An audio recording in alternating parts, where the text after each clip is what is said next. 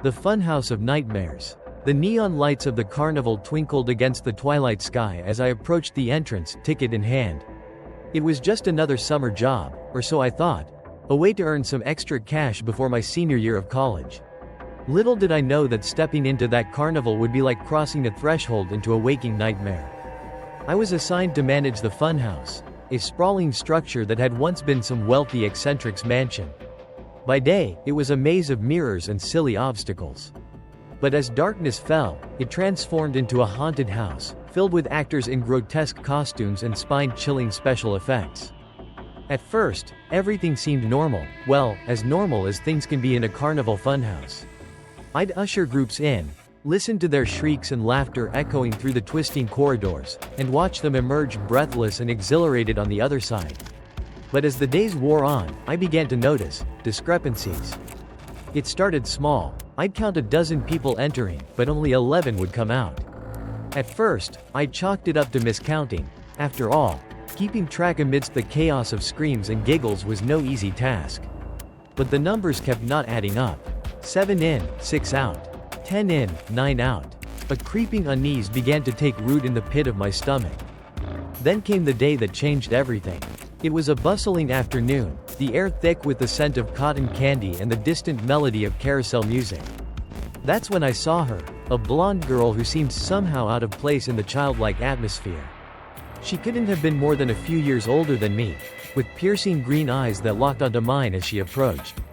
Time seemed to slow as she handed me her ticket, her fingers brushing against mine for just a moment too long.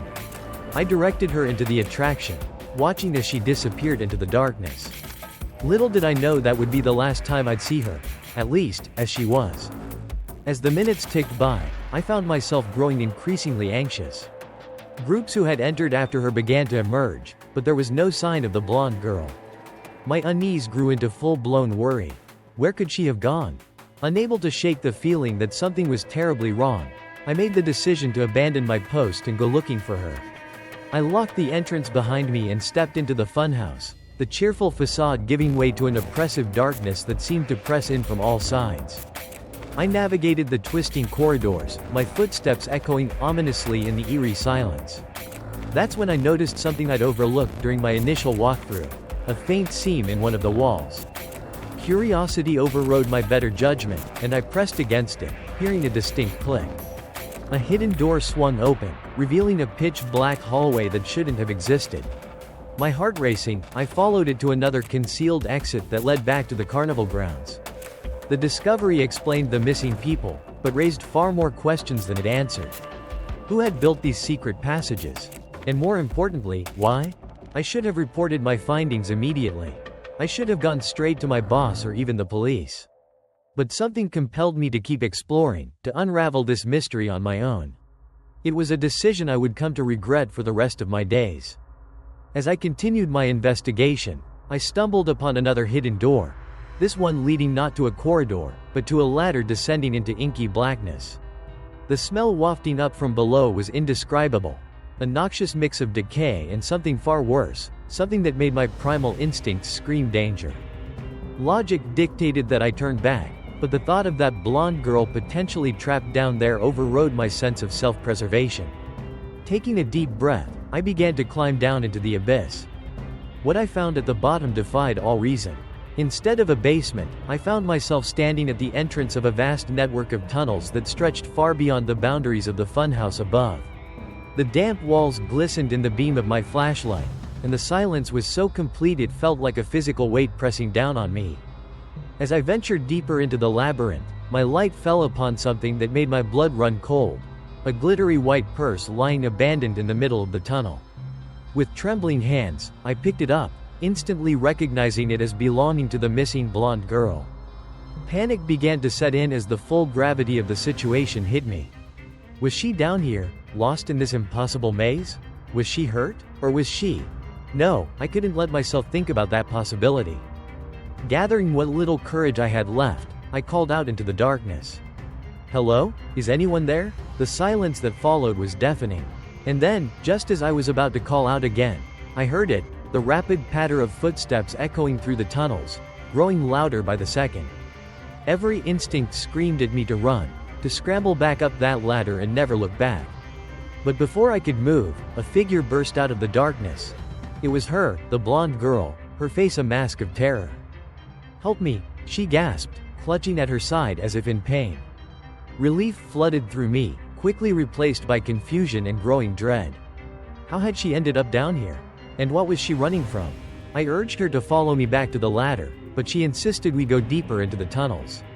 When I refused, the look in her eyes changed, becoming somehow empty. Blank. It was then that I realized something was very, very wrong. Forcing her up the ladder ahead of me, I slammed the hidden door shut behind us. My mind raced as I tried to make sense of what was happening. The girl's story was fragmented, full of contradictions. She claimed not to remember how she got down there, yet spoke of hearing things moving in the dark, voices calling to her. As I pressed her for details, that unsettling blankness never left her eyes. And when I asked why she had wanted me to follow her back into the tunnels, she simply didn't respond. A chill ran down my spine as a terrifying thought occurred to me. What if this wasn't really the girl I had seen enter the funhouse? What if it was something else, wearing her face? I called the police, but the girl, or whatever she was, vanished before they arrived. The subsequent investigation uncovered a horror beyond imagining. The funhouse, it turned out, had once been a Prohibition-era safe house, complete with secret passages leading to a previously undiscovered section of bootlegger tunnels. But that was just the beginning. As the police delved deeper, they found evidence of far more recent and sinister activities. Hidden rooms filled with arcane symbols, grainy video footage of unspeakable rituals, and deep in those twisting tunnels they discovered things that defied explanation, things that should not exist in our world. The carnival owner claimed ignorance, but the haunted look in his eyes told a different story. How long had he known about the true nature of the funhouse? How many people had vanished into those tunnels over the years, fed to whatever ungodly entities lurked in the darkness below? I quit my job immediately, desperate to put as much distance between myself and that cursed place as possible. But even now, years later, I'm haunted by unanswerable questions. What really happened to that blonde girl? Was the thing I helped escape truly her, or something far more malevolent? Sometimes, in the dead of night, I swear I can hear distant carnival music drifting on the wind. And in my nightmares, I'm back in those tunnels, lost in an endless maze, pursued by things with blank eyes and too wide smiles that wear the faces of the missing. I warn you now. Beware of carnivals that appear too suddenly, of funhouses with too many twists and turns. For you never know what secrets might be hiding behind the mirrors, what horrors await in the darkness beyond the laughter and the lights. The cursed carnival ticket. Carnivals had always been a source of joy for me, a magical escape from the monotony of small-town life in Indiana. The dazzling lights, the intoxicating mix of sweet and savory smells, the shrieks of delight from the rides. It was a sensory overload that I craved year after year. But all that changed one fateful spring, when I was 11 years old. It began innocently enough, with a trip to the local library in the days leading up to our annual spring carnival. I was a curious child, always hungry for knowledge, and I found myself drawn to the dusty shelves of the history section. As I leafed through a tome detailing our town's past, something fluttered to the floor, a small, faded slip of paper. Bending to retrieve it, my heart leapt with excitement. It was a ticket to our local spring carnival, dated over 15 years ago. The odds of finding such a thing seemed astronomical, and I felt as if I discovered buried treasure. Little did I know that this seemingly innocuous piece of paper would unleash a chain of events that would haunt me for years to come. The carnival rolled into town right on schedule, and I could barely contain my excitement as I approached the entrance, the old ticket clutched tightly in my hand. I handed it to the booth attendant, eager to see his reaction to this relic from the past. What I saw instead chilled me to the bone. The man's face drained of color, his eyes widening in unmistakable fear before he quickly masked it with a forced smile. Enjoy your evening," he stammered, handing the ticket back without punching it. Unnerved but undeterred, I entered the carnival grounds. But as I wandered from ride to ride, game to game, I couldn't shake the feeling that something was off. Eyes seemed to follow me wherever I went. Carnival employees exchanging worried glances when they thought I wasn't looking. Unable to bear the tension any longer, I approached an elderly man running the ring toss booth. His kindly face gave me hope that he might provide some answers. But when I showed him the ticket, his reaction was even more dramatic than the booth attendant's. "Young man," he whispered, leaning in close, "where did you get this?" As I recounted my story, the old man's face grew increasingly grave. "You found something you weren't meant to find," he said, his voice barely audible over the carnival noise. "This ticket, it's part of a story folks around here don't talk about much." He went on to tell a tale that made my blood run cold. 15 years ago, a young carnival worker named Ryan had vanished without a trace during the spring carnival. The only clue left behind was a ticket identical to the one I now held. After that, strange things started happening, the old man continued, his eyes darting nervously around us. Accidents, things going missing, odd sightings. Some say it was Ryan trying to come back.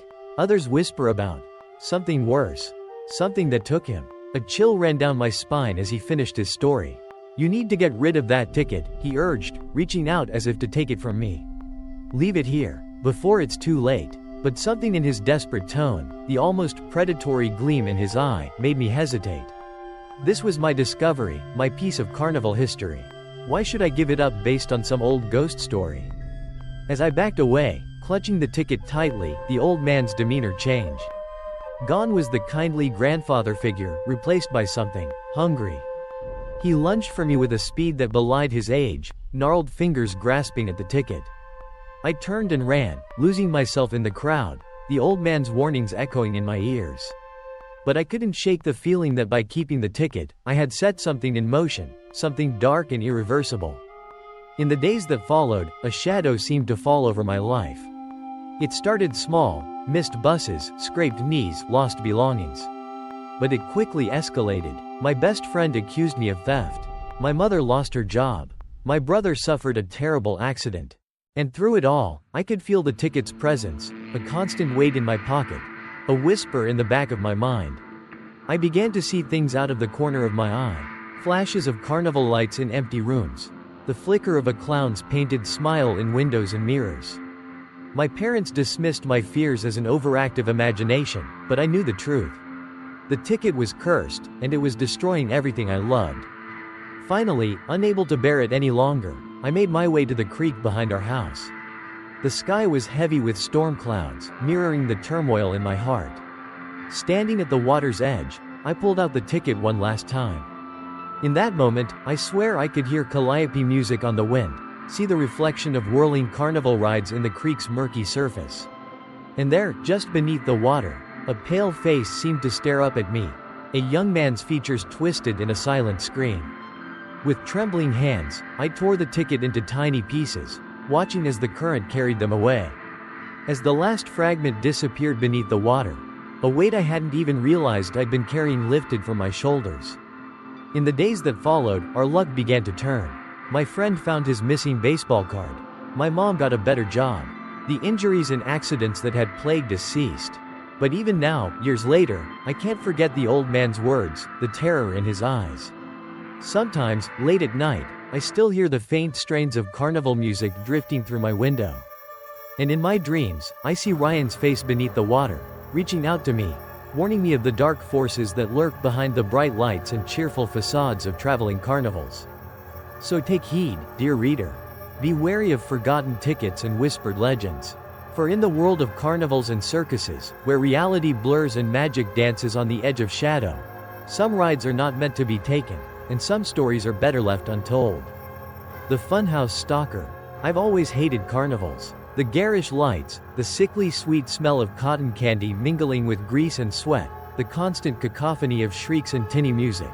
It all sets my teeth on edge. But fate, it seems, has a cruel sense of humor, for it was at just such a carnival that my life took a turn into unrelenting nightmare. It began on a muggy summer evening, the kind where the air hangs heavy and even breathing feels like a chore.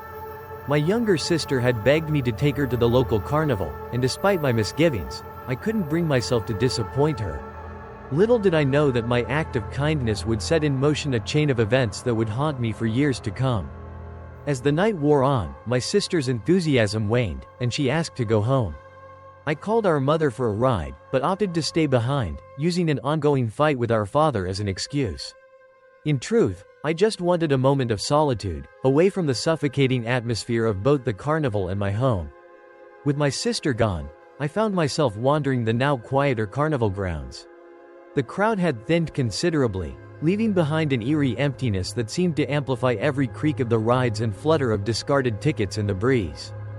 On a whim, I decided to check out the funhouse. It had always been my least favorite attraction, the distorted mirrors and disorienting obstacles a source of anxiety rather than amusement. But tonight, its quiet emptiness beckoned to me, promising a refuge from the noise and chaos outside. As I stepped inside, the silence enveloped me like a thick blanket. Without the laughter and chatter of other patrons, the funhouse took on an entirely different character. The mirrors stretched endlessly in every direction, creating a disorienting maze of reflections that seemed to pulse and shift in the dim light. I was about halfway through when I saw it. A face in one of the mirrors that didn't belong to me. Just a fleeting glimpse, there and gone in an instant, but it was enough to send a jolt of adrenaline through my system. A bald head, sunken eyes, and a smile that was just a little too wide. I whirled around, heart-pounding, but saw no one. The funhouse suddenly felt much smaller, the walls closing in as I tried to make sense of what I'd seen. Had someone else entered without me noticing? Or was my mind playing tricks on me, conjuring phantoms from the shadows? Determined to shake off my unease, I pressed on. But with every turn, every new hall of mirrors, I caught more glimpses of that unsettling face. Sometimes just at the edge of my vision, sometimes staring directly at me from a reflection that should have been my own. Fear gave way to anger, and I shouted for whoever was there to show themselves. My voice echoed back at me, distorted and mocking. And then, just as I was beginning to think I truly was losing my mind, a hand reached out from behind one of the mirrors and grabbed my wrist. The touch was ice-cold and clammy, the grip unnaturally strong. I screamed, lashing out blindly, and felt my